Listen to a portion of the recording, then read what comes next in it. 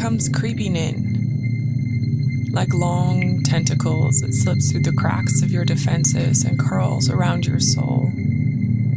Up the long, winding staircase, it effortlessly climbs, sucking out the dirt from every crevice, nook, and cranny. Even that one secret one that no one knows about, where you like to stash that dirt you're really ashamed of. It started on a Tuesday. You remember because it was unusual for you to be standing on the corner waiting for the bus on a Tuesday. Tuesdays were the day Aiden typically picked you up in that impractical two-seater car of his. It was the type of car that told everyone how many hours at a soul-crushing job were required in order to display your insecurities to the world. Yeah, a Tuesday. That was the first time it started. You had never noticed it before that day. But once you knew where to look, it was hard for your eyes not to gravitate towards it. The awning was tattered and faded, with the faint echoes of a retired circus tent about it.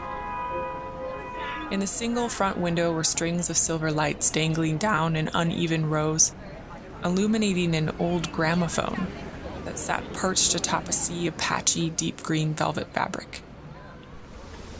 Then, at exactly 3 p.m., the needle on the record player suddenly moved independently and started playing Sergei Prokofiev's Dance of the Nights at a volume that you had previously thought impossible for a device of that age. The bizarre thing? No one else walking by even flinched. In fact, they all seemed to be continuing on with their day, oblivious to the musical interrogation accosting the entire block. Boarding the bus came as a welcome relief from the penetrating music, and as you took your seat, you gave one final glance back towards this strange little shop to see someone emerging from its interior just as the bus pulled away.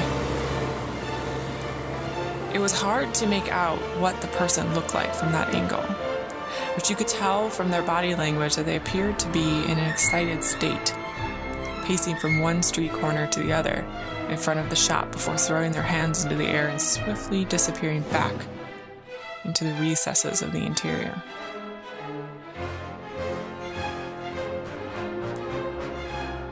Strange encounter. One of those odd things that if you knew all the details, it would make perfect sense. Just shake it off. This is what you told yourself. And so the weeks rolled on like any preceding that strange Tuesday, and you started to forget it. Like a dream that you can only remember by the feeling it gives you when you think of it, though the details completely escape you. But then came the Friday. There you were, waiting for the bus once again, cursing the rain and your lack of foresight in bringing anything remotely waterproof. The drops slid down your spine and rolled off your instrument case with the ease and pace of a skater on ice. Exactly 3 p.m. The needle slid onto the record. But this time, it wasn't Prokofiev. It was Mozart's Requiem, Lacrimosa. But just as piercingly loud. But once again, none of the people on the street showed any recognition of the sudden burst of music. Right on schedule, the bus pulled up. And for a second, you thought of hanging back, but you were pretty sure you had a full cup of water in each shoe, and you didn't fancy adding any more. Rushing to a seat at the back, you wanted to be sure that you had as long as possible to get a good look at the curious little storefront this time. The bus began to pull away, and for a second you thought that perhaps nothing would happen at all this time. But then the shop door swung open violently. This time, 2 people emerged, rolling out onto the street, clearly in some kind of fight. Though it was pouring rain, you were able to see their faces clearly. The first, a younger, thin man with dark, stringy hair and a face that looked hollow, like the last bit of water before it was sucked down the drain. second figure was a massive man, resembling a concrete wall more than a human. Both were dressed head to toe in that same dark green fabric from under the gramophone in the window, a spectacle impossible not to notice. As they fought, they also were yelling at each other. The first man freed himself from the second man's grip and sprinted down the block, turning back to yell something at him, his face completely contorted and twisted. Then, like the swell of a storm, the massive man leapt into the air, coming down towards the first man. You heard a loud boom, almost like cannon fire. And with a blink, the second man was on the ground, crumpled like a giant pile of green laundry. The thin man quickly stuck something back into his shirt. Maybe a gun, he thought, and started running back towards the shop door.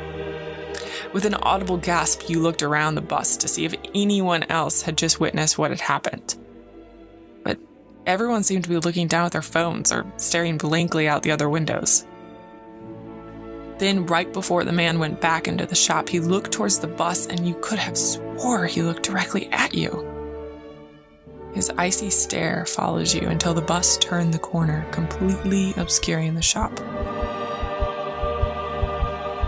A chill ran down your spine. Oh my god, oh my god, oh my god, what do I do? What do I do? He whispered.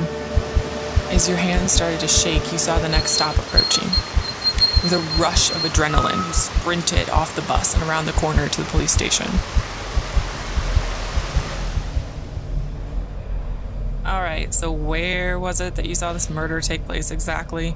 The woman behind the counter asked, not looking up from the computer screen. Well, let's see. It would be on 32nd Street, maybe like 2 or 3 doors down from the music conservatory. You were trying to control the quake in your voice, but your body refused to stop shaking. And it's a shop, you say? Yes. They came out of the one with the tattered red and gold striped awning on the front. The one with the gramophone. The policewoman said, still not looking up. She started typing, then stopped and looked up at you, then back down at the screen and continued to type, then back up at you again until she finally stopped, making a high-pitched sound. Are you sure it was a few doors down from the conservatory that you saw this take place? Absolutely, you said, your certainty steadying your voice for the first time in an hour. Well, that is odd since there isn't any actual building next to the conservatory. Those are all just facades built to hide an open part of the underground system that runs behind there. Something they did back in the 50s to keep the neighborhood looking nice. But wait, what? I don't understand. What does that mean? The shake clearly back in your voice.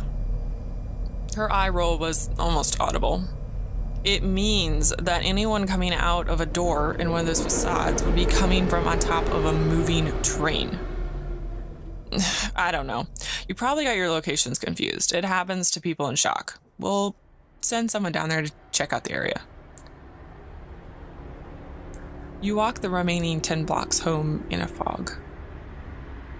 There was no sign of the giant man anywhere the next day.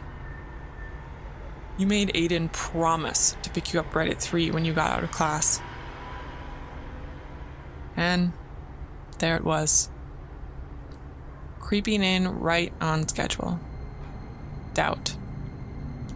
All day you couldn't shake the feeling that nothing you thought in your life was certain. Nothing was as it seemed. Was this how people became delusional? Were you already delusional? One doubt after another came flooding in. Your mind's defenses and rational excuses unable to barricade against the onslaught of doubt and worry. Your mind runs through every encounter you had, person you met, event you saw, scanning it for clues, looking for answers, replaying memories like an old projector projected onto a patterned bedsheet on the wall. one familiar image masked by another familiar pattern, making it impossible to decipher either. The day was overcast, but without rain. You stood pensively on the corner, heels bouncing up and down, looking anxiously around the corner for Aiden's ridiculous car. 3 p.m. Your heart started beating faster and faster. Just don't look over there. Just pretend it isn't there. You told yourself, trying hard to keep your gaze fixed in the opposite direction. Silence. But not just from the gramophone. The whole street became silent. Cars stopped making sounds. People's mouths were moving, but you couldn't hear what they were saying. The sounds of an entire city were muted. What the fuck? You whispered to yourself, shaking your head back and forth. But you couldn't help yourself. You turned towards the shop and looked at me. Your fear was palpable. I walked towards you, and like a statue, you stood, your heels mid-bounce on the edge of the curb. So you can see me. I thought as much. You remained completely frozen. Somehow realization is cold and yet incredibly warm. How's that possible? You thought. The only thing you can compare it to is sitting in the golden warm sun on an early spring day and having a cold wind suddenly pick up. A reminder that winter isn't quite done yet. But now is not the time for thinking about such things, you tell yourself. Now is the time for action. But I already knew that. Of course I did. Just like how I knew you would try and punch me, assuming my slender frame and gaunt appearance would be easy to knock down. It wasn't. You began to yell, forgetting that no one else could hear. I began to curse, forgetting that you could hear. All right, enough of that, I said, exasperated. Come along. There's too much to do for any of that nonsense.